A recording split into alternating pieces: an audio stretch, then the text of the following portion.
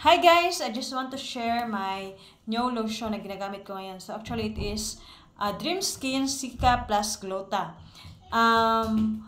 Ito ay buy one take one sa halagang 359 pesos only. So nung dumating siya sa akin is naging 434 plus yung shipping fee na yon. So sulit na sulit siya guys kasi maganda po talaga siya kasi tingnan niyo oh. Actually nabuksan ko na to. Tsaka ang bango-bango niya guys, oh. Ang kagandahan kasi nito, wala siyang yung white residue na dumidikit lang sa balat mo, tsaka ang tagal matanggal. Oh, hindi talaga siya, tsaka ang bango niya, matagal mawala yung bango niya. Oh, maganda siya sa skin kasi ilang beses pa ako gumamit nito, naglalighten na yung skin ko. Well, actually, ito yung ginagamit ko noon. Pero, tinry ko naman tong Glota. Noong nakaraan, yung Kojic.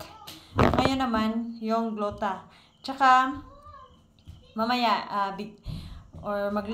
mag-video din ako ng review ko dito sa Kojic. Kasi mabango din to eh.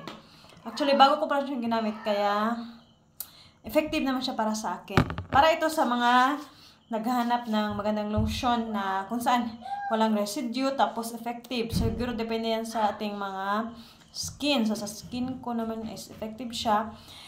Kahit bago ko pa lang siyang ginamit. Kasi nag-try na ako ng ibang product pero meron siyang residue. Kaya, di ba nakakainis yung pag umaalis ka tapos may mga residue, di ba parang nakakahiya.